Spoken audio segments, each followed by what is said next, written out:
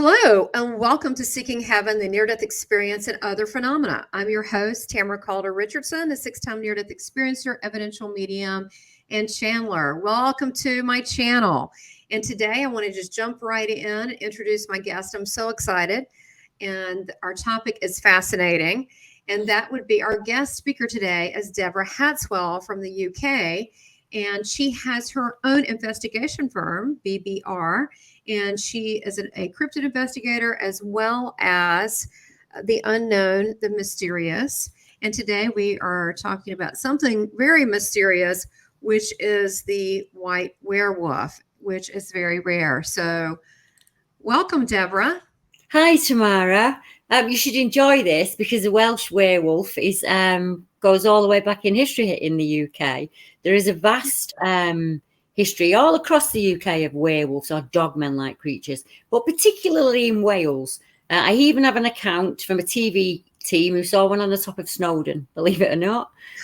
But today we're talking about a very rare phenomenon, which is a white creature. So it's very rare, even in nature, that you get a white creature of any kind. And dogmen and werewolves are no different to that. So the account I've got for you tonight will show you a little bit about how I do my work. When I'm taking a witness report from somebody, I listen intently to the description, and I'll tell you why. I tend to find, I look at patterns, and when people give you reports, they will say it had ears on top of its head, it had a tail, it had paws. So that's how we typically view a werewolf. But then other people will say it had like a human body, completely hair covered, no tail. It had ears on the side of its head like a human, but still the dog's face. And the account that I picked for you tonight actually describes that. And she makes a point of saying to me, it is not a typical werewolf, Deborah. This was different. This more like a wild man and a wolf combined. And the story takes place in Buxton. I think if people think of the UK, they imagine rolling hills and little villages, and that's Buxton to a T. It's a beautiful place to be. I often go with my husband. And there are numerous cryptid reports from the area. But this one's very important to me because it happened to her in 2020, but she actually had interactions again only in July of this year. So if it's all right with you, I'd like to read it out a little bit. Oh, yeah. And it will also, one of the things I want to work on, and one of my theories is that these things run in families. So when I speak to a witness, I tend to ask them if any other family member has an experience with any phenomena at all, whether that be UFO or paranormal. And 9 times out of 10, they do. And Louise is no different. So Louise first got in touch with me and she was explaining her mum's experiences that happened when she was younger. And she said, Mum has seen a very tall being. She was out with the dogs for a walk and she was with my brother. And they saw an upright, big animal, all black in colour, that was running across the fields close to our home. Much earlier in the 90s, Mum's in the back garden. And in England, we don't have garbage cans. They're called wheelie bins for some ridiculous reason. She's actually doing the bins and she hears a terrifying growl. Now, there's nothing there. She can't see anything, but she hears this growl. A number of years later, Louise is making the report and both of her brothers hear the same growl in the garden. So I asked her if her brothers had any experience with anything that could fit. And she said, in the early 90s, I think it was about 95, my other brother works at the local chicken factory up in Harper Hill in Buxton. And he saw a giant dog on its back legs that was rummaging through the bin. And it was one of those really big industrial bins with a lid. So there was no way it could have been a normal dog. She said, understandably, this scared him. He was only 17 at the time. But we have big dogs at home. We have German Shepherds and Dobermans. And my brother said this was not a dog of any kind. It was up on 2 legs, clearly.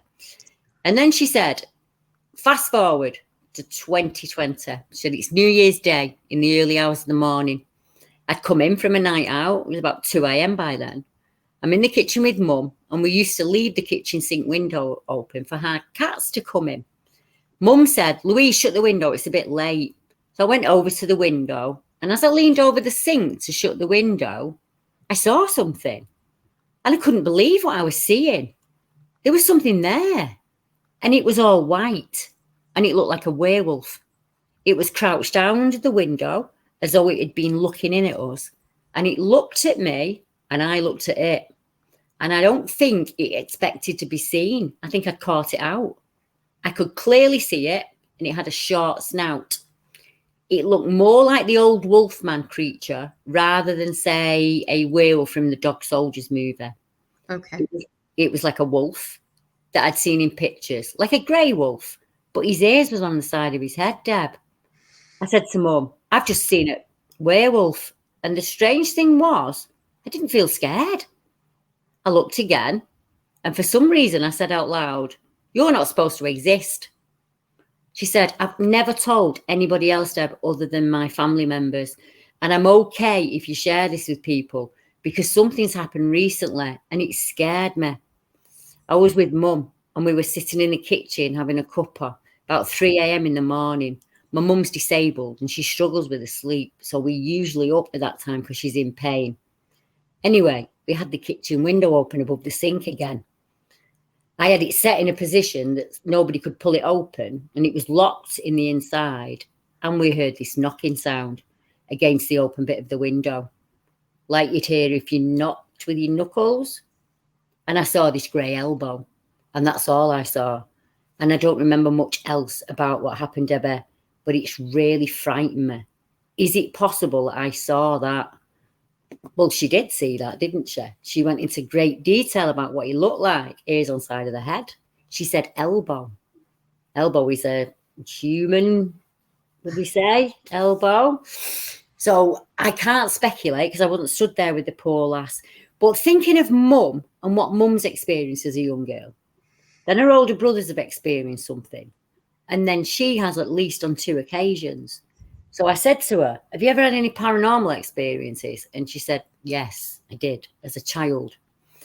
And I tend to find that that happens with these dog-like creatures. There's always either a fascination or they've seen something as a child. And one thing I wanted to point out, Tamara, was most of these, I was going to say victims, most of these witnesses are females and young females when they see them. So I have a witness in Scotland called Sammy, who saw her first, what she described as a canine creature. She was about 14. And like me and you, she told him off. She said she wasn't frightened of him. She went right up to him and she said, "Don't you stand there frightening me like that. Don't you ever do that again." And she said he bounded over the fence and he went. She went in and she spoke to Mum and Dad about it. And Mum and Dad said, "Oh, don't worry about it. Just ignore him. That's what we do." So clearly, Mum and Dad have had experiences with this creature. So Sammy continues to tell me, and she said, "Deb, there's been times in my life when I've been frightened and I've shouted for him and he's been there to help me." She does dog rescue. And she said there was a time, now she's out in the middle of nowhere, Sammy, she's in the Scottish borders. And she said, "I'm out and it's dark and I'm with a huge mastiff and I suddenly realised that this dog is not good with humans and I'm feeling fear and this dog's picking up on me fear." She said, "And I suddenly realised I'd got myself in a really dangerous situation. And from the other side of the path, she hears this growl and it absolutely terrified the dog. And the dog backed down and it calmed down and she was able to walk it back home. So much so that she calls him Wolfie and she will shout for Wolfie when she needs him." And she said there was a time when one of her neighbours, and I can't go into detail on this, but he wanted to do to her the worst things that a man could do to a woman. And he would write them down and post them through the door to her. And she said, "I had to pass his house to go and feed my horses. And I couldn't not feed my horses. And she would shout for Wolfie as she passed the house so that she knew she was safe and the man couldn't get her. And there was even a time when she'd asked her boyfriend to come down with her and he wouldn't. And she said, I was frightened. I was really frightened. And I'm down on the field and I can see this torchlight coming." She said, "And I thought, oh my God, it's him. He's coming for me." And it was a boyfriend. And he said when he was at home, something growled in his ear and told him to go and help her.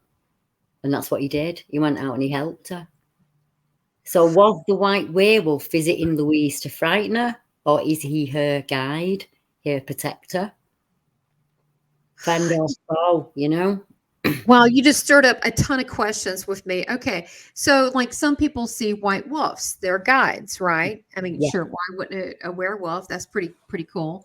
But if these sightings of these, the white, yeah, that's even more unusual.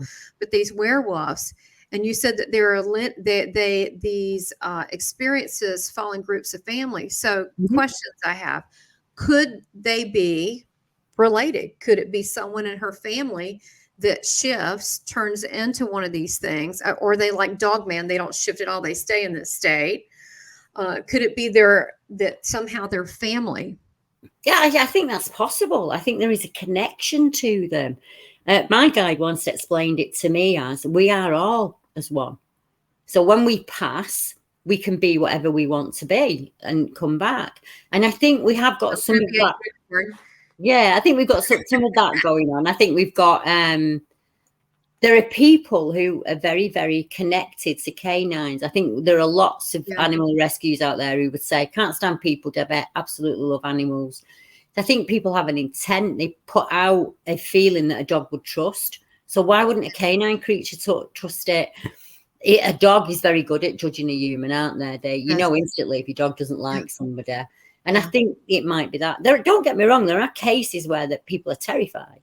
But in the ones that seem to run in families, they seem more of a protector than it must be terrifying to see a 7-foot tall werewolf on your land. It must be absolutely terrifying. So if it's white, do they show? I mean, I'm just curious. Do they show up in the winter time, or is it summer? Or there's certain kind of season or times they show up? Is it evening or is it during the day? I had the same questions as you, and I tried looking, and I think I've only got one other report of a white werewolf, and that's from a male. He was a teenage male at the time, and she was female, and she was watching him. He was in his bedroom, and she was watching him from the trees, and she was white in colour. And I wondered if, like you, could it be seasonal? So are they white at a certain type of year because that's how they hide? That's their camouflage. Could it be old age? We go grey and we go white as we go older. Or could it just be that was the strongest gene in his line? So that's why he's white. In the same way that I'm blonde and you're dark, that's the strongest gene within our makeup. So what I wanted to do was, like you, I thought, is it seasonal? I need to start looking back on all of the accounts that I've got and seeing if I can find a pattern. And the only pattern I could find was this family link, this over and over again of seeing these creatures. And then I wondered had he softened himself in some way? Because most beings can either make themselves much fiercer or softer in the way that they want to be greeted. So they know your intent and you know theirs. He was certainly sat under that window watching them, listening to them. Maybe he just found them interesting. But I think he's been around with that family for probably generations. Yeah. And I think we'll probably get more out of Louise, because she did say to me she was going to have a chat with Mum and see if Mum had chat with me and explain her experiences. So that might give me a bit more of a clue as to what's going on there within the family. But I do have other cases that are the same, where it's a female who sees them in probably around 14 or 15. But then there are some cases that I wanted to chat with you about, where I'll speak to a witness and I'll say to them, have you ever had any interaction with any? No, but when I was a child, there was a wolf who used to come in my room and I was frightened of it. Oh, tell me a little bit more about that. Well, Dad would come in and move this imaginary wolf, and then I could sleep at night. So I'm thinking, right, so she's been seeing it from probably being 3 or 4, something like that. Okay. It hasn't at any point frightened her. It hasn't tried to make her scared. So she's 15. She's coming home from school and she walks across the golf course because it's quicker. And she said, Debbie, I see this creature. And at first it's down on all fours. So I think it's a cat, but it doesn't look like a cat and it's not moving like a cat. And when she says cat, she means a big cat, not something native to the UK. She said, but it wasn't. It was dog-like, but it was sickly and it was ill. And it was like it was asking me for help. But she was frightened. She was a young girl. So she ran home and she wrote it down in a diary. So when I've spoken to her, she's a mum. She's in her late 20s and she's still got the diary entry and she let me have them. And she was so forthright that she actually went round asking people on the golf course if they'd seen that creature. And everybody poo-pooed it. But one guy said, yeah, I've seen it. And it's not a cat. It's some dog kind of thing. So I said to her, have you ever drawn it or like looked for a picture of it? And she was like, no. I said, well, why don't you on Google and have a look? Put in a search like wolf man, a cat man, a dog man, and see what comes up. Now, there's a very famous American lady who takes it, Linda Godfrey. And she came back with one of Linda's photographs and said to me, that's him, Debbie. That's him right there. But he had yellow eyes. And it was a drawing that a witness had done of a dogman creature that they'd seen in Wisconsin in America. So now, was this one white or was this one just brown color? This is just brown. The only two white reports I have are the one where the gentleman saw it and the one where Louise has seen it. Other colours, I hear completely black. I've heard grey, brown, sometimes mottled, like an Alsatian, so they'll have a lighter chest or a lighter inner than the back of them. And often I've taken 4 or 5 reports where the creature has been described as sickly or ill in some way, as if it was reaching out for help. And my intuition said that was the wolf that she used to see in her bedroom as a child. He's come to her because he's needed help. And then she said, I didn't know I was a child. And I said, no, don't be guilty about it. As a young girl, you wouldn't know what to do, would you? You'd be confronted with a creature that you didn't understand. And that's it. She's never had interaction since then. And I wonder if maybe he passed at that point and that's why it stopped for her. Because I can't feel him anymore and she can't feel him anymore. So sometimes we do see them, I think, when they're not in the best of health. Yes, that makes sense. And it puts a whole new meaning behind Beauty and the Beast. Remember that the Disney or the TV series. And if we are connected in some way, let's say to alien DNA, well, what does that really mean? Right? Or extraterrestrial DNA. I mean, this is, maybe, I would go further to even say if it's following the family line, first of all, how long does it live? 1,000 years, right? Yes. Who knows? Maybe not our human life. The other thing is maybe there is some, especially if it changes. Yeah. There could be some family line, the great, great, great something, and it could be like a protector. And it is that we are related and part of the DNA. This, especially in this particular, the white werewolf, because the characteristics, and you said it doesn't have the long snout, is shorter, but it is wolf-like. And that's what made me, I wondered if maybe he'd softened himself in some way for her. There's 10 years before, there's a young lady who lives in Basildon in Essex. And her dad's coming from the pub, stepdad. So it's probably about 11 o'clock at night. It's dark. She's come down to make some toast and a cup of tea. And the security light comes on. And as it comes on, both her and her dad see this creature. She described him as very dog-like. And it was drinking from the pond. But it was on 2 legs. And she said when the security light come on and picked it out, it jumped over the garden fence. And it made off. 2 years later, she's walking through the farm fields with a friend and sees it again. And this time it's inside the old barn and it's peeped and gone back in. And she said, I didn't feel frightened, but I didn't want to walk past it either because obviously, there's just her and a friend. And I wondered there, I wonder if it's connected to her in some way, family-wise kind of thing. So she said it was all dark, that one. And that's typically how people describe them. But we're seeing them at dark at night. So the white werewolf, I think, has been white and she's seen him. It's very easy to see him. If he'd have been dark, hiding under that window, she might not have picked him out. She might not have seen him. Right. And the white is just so rare. I mean, you wonder if it's a genetic thing. Is that a spiritual thing? I mean, what is that? Yeah, I hadn't thought of that. Is it possibly the spiritual thing? I've had a dream from being a small child where wolves used to chase me and bite my feet. And I was absolutely terrified of this dream. And then one night I ran faster than for the first time ever. And as I crested the hill, there was a white female and she was beautiful, utterly beautiful. And I said that to her, but you're beautiful. And she said, but I am what you feed me. And I took that to mean that because I saw these dark wolves of negative, then that's what they became for me. They became a negative energy, an enemy almost. But Yeah. I saw her as pure white. She was beautiful. She was serene. And I think that was her way of telling me to stop running, open my eyes and start listening. Because the fear had shut me down at that point. I wasn't helping anybody and I wasn't helping myself. And whenever a dogman or a werewolf report came in, I would tend to shy away from it because the creature frightened me. And she said, she made me understand in that sentence that I was putting that connotation on that animal. I was putting my fear onto that situation. And that's the first time I actually started. Well, when we think about werewolves and we see the movies, the Hollywood depiction of these things, they're terrifying. Yes.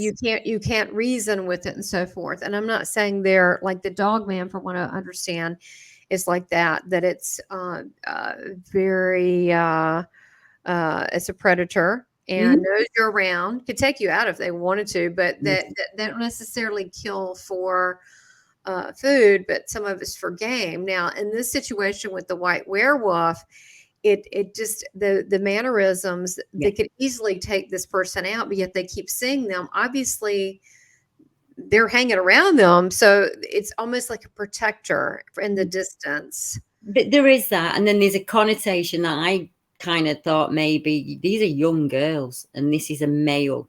Is he attracted to them in some way? Could be.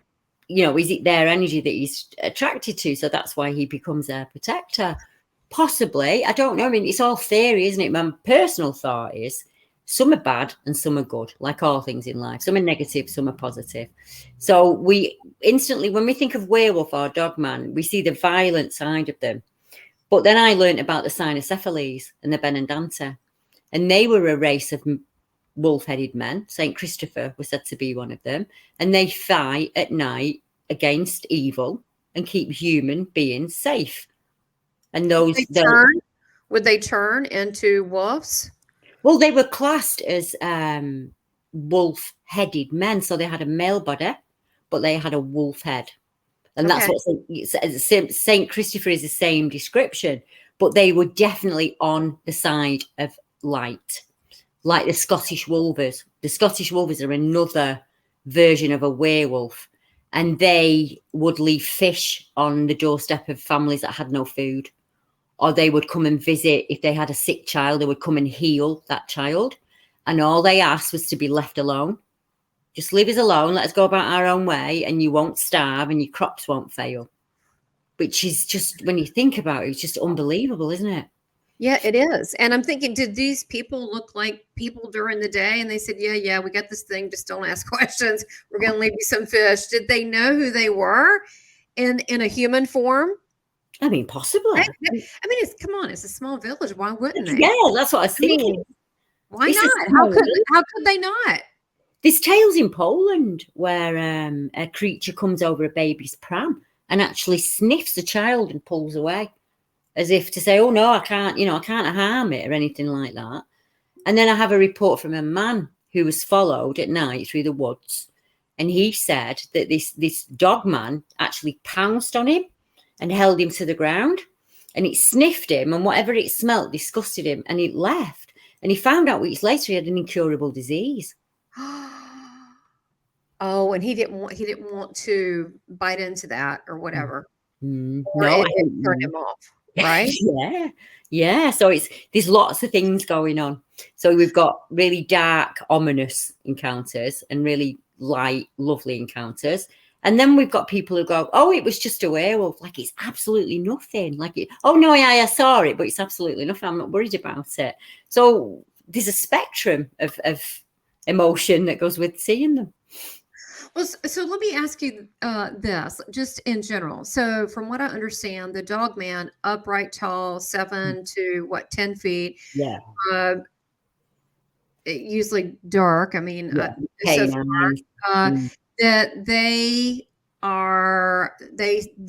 stay in that state. They don't change. They stay in that state. Whereas a werewolf, the legend of being Yeah. cursed and being bitten by, what is it, the gypsies, and they're cursed. And if you're bitten by one, you do change. Mm. So I guess the question is the curse real? Does it run in families? Are there some that maybe that's protecting? Maybe some people have immunity to it in the family. I don't know if it's a disease. Have you heard of anything? I mean, this is very big in European countries. The stories of the werewolf. Yes, I've heard about it across Europe, Germany. A case in Finland, a young girl swinging on a swing, who saw a wolf man who just stood there and looked at her, and she looked at him. The accounts like that just go on continuously. But what you tend to find in England, people won't report because they get a lot of ridicule for it. So I've got a case in the ancient forest, the New Forest, as it called, which is a strange name for an ancient forest. And there are a lot of dogman reports there. And there's one chap walking his dog who comes across a man completely naked, covered in mud, lay down on the ground asleep. And he said his dog was terrified of that man. And I thought, what if he was a shapeshifter? It's early morning. He's no longer in his wolf-like state. He's completely naked, covered in mud, curled up in a forest. Strangest thing in the world, and the dog was frightened of him. So that tells me there was something about him that spooked the dog. Yeah. I've got a case in Cheshire, not too far from Louise's case, where 2 men in a tent were surrounded by dogmen all night, and they actually phoned the police. And the police came out at 8 o'clock in the morning and walked them out from the site. They were that frightened. And the police said to them, "Oh, don't worry about it. It's just a pack of dogs." And the lad said they were up on 2 legs. They were up on 2 legs and they were circling the tent. So I think there was a bit of bad intent there. But you've got a male in a male territory. Yeah. So is that why, most people camping pee, they'll have a pee outside the tent. That could be territory marking to a being. Oh, definitely. If they're just flesh and blood, that's territory marking. But what if they're metaphysical? What if they can be in a human form at one point, and then almost a dimensional being in another, so that they can cloak, they can appear at will in front of you or behind you.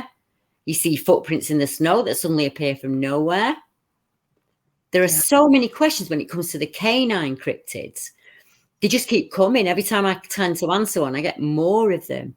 But you look at Anubis and all of the ancient gods, we have these dog-headed men. Yeah, we do.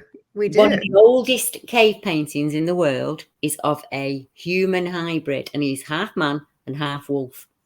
So some prehistoric man took the time to draw that on a wall. He had a dog's head, the top half of a dog's body, and the bottom half was male. So these things have been here for millennia. This could be, another form of extraterrestrials as well. And then you think, if that's the case, then what are the supernatural, spiritual assets, abilities of something like a dogman or a, lack of a better word, werewolf? Yeah. Could it be they project things in your mind? Could it be just like with Bigfoot, which we're going to be talking about that, but to be able to, they can do things and they're interdimensional. Well, could the dog man also be the same thing? Could there be something else there? And also targets. Do they target certain people? Do they pin people off alone? Do they not care about people? Or what is their role that you think that in general? And do you think there is a difference between the werewolf and the dog man, or we just don't know enough yet? My personal theory is I think there's a difference. I think there is what we'd even call a hybrid, where there's been some kind of extraterrestrial or government mixing of genes in some way. Almost like, again, super soldier building this thing. Mm-hmm. I think there are killing teams out there. I mean, you look at Land Between the Lakes, those people were annihilated. He didn't even make it into the papers.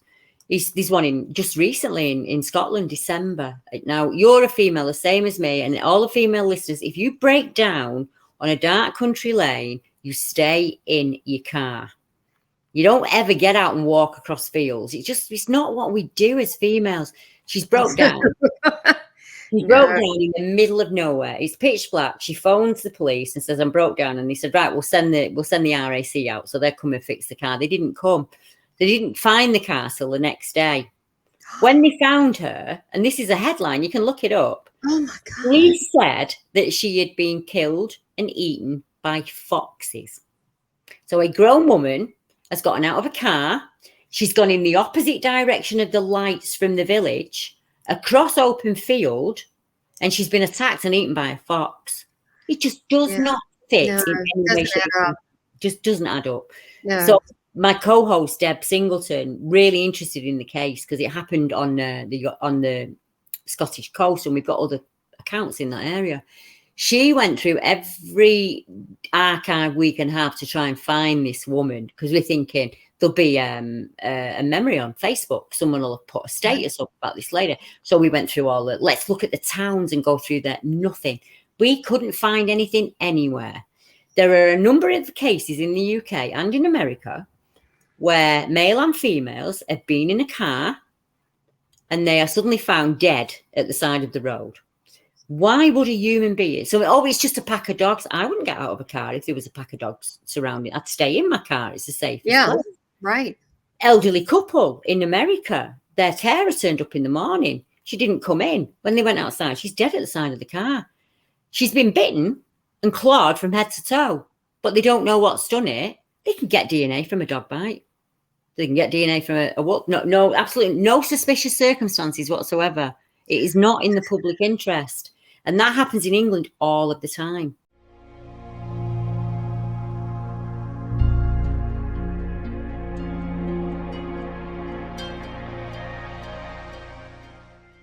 Please subscribe, like, and make comments, and support this channel by becoming a member. Thank you for your continued support.